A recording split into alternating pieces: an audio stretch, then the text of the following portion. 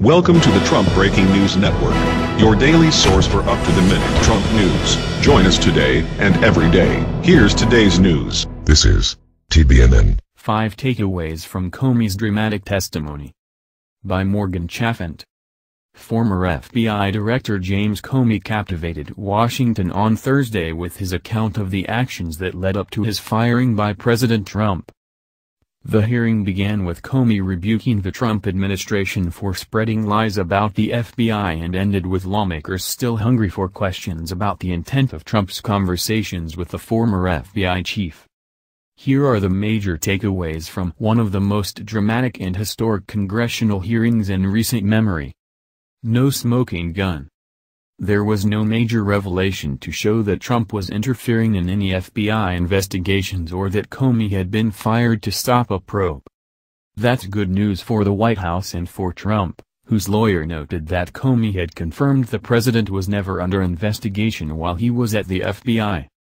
Mr. Comey has now finally confirmed publicly what he repeatedly told President Trump privately, Trump attorney Marcus Aulitz said. That is that the president was not under investigation as part of any probe into Russian interference. Comey said that Trump had cleared out a White House room after a meeting before saying that he hoped the former FBI director could let the investigation of former National Security Advisor Michael Flynn go. But he stopped short of saying that Trump's actions amounted to obstruction of justice, and Republicans said that Trump hoping for a desirable outcome was hardly interfering with a probe.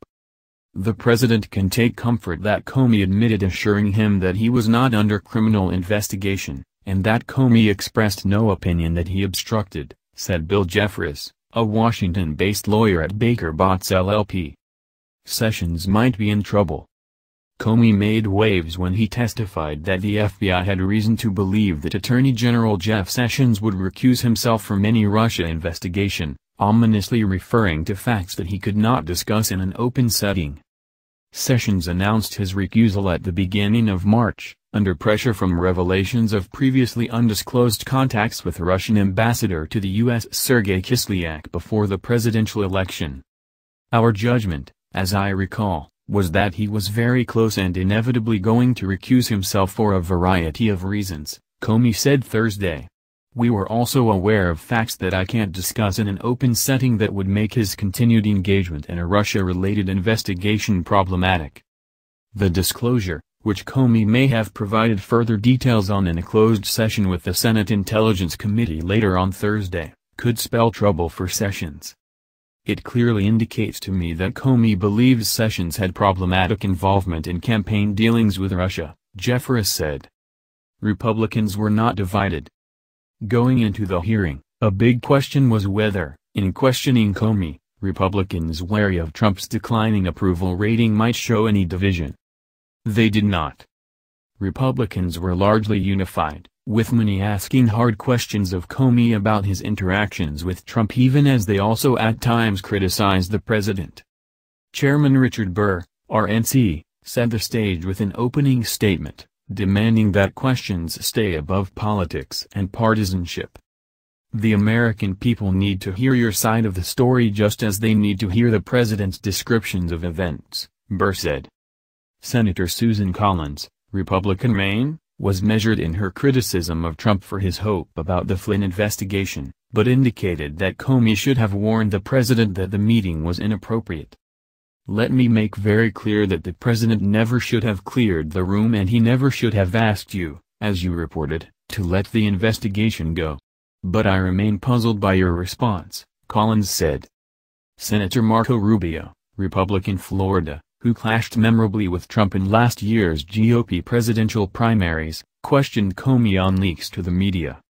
Do you ever wonder why, of all the things in the investigation, the only thing never leaked is the fact the president was never personally under investigation? Rubio asked. Comey's anger is real. Comey began his testimony by accusing Trump administration officials of spreading lies about him and the FBI as they sought to qualify their president's decision to remove him on May 9. The statement marked a dramatic moment in the hearing and signaled Comey's concern and anger at the way that the White House explained his ouster. The explanations, the shifting explanations, confused me and increasingly concerned me," Comey said. The administration then chose to defame me and, more importantly, the FBI by saying that the organization was in disarray, that it was poorly led, that the workforce had lost confidence in its leader, Comey said. Those were lies, plain and simple. The testimony is bound to escalate tensions between the former FBI chief and the administration. Trump's inner circle has already shot back. As the hearing waged on, White House Deputy Press Secretary Sarah Huckabee Sanders told reporters, "I can definitively say the president is not a liar."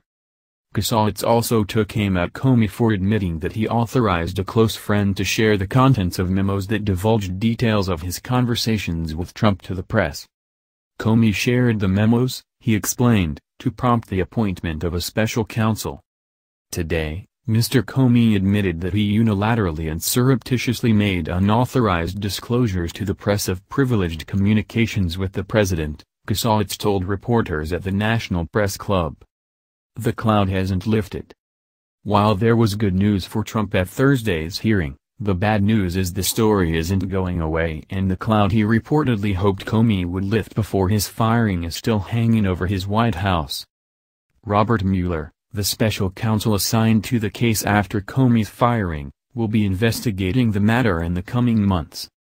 Senator Ben Cardin, DMD, ranking member of the Foreign Relations Committee, responded to the hearing by suggesting that Mueller should examine Trump's interactions with Comey to determine Trump's intent.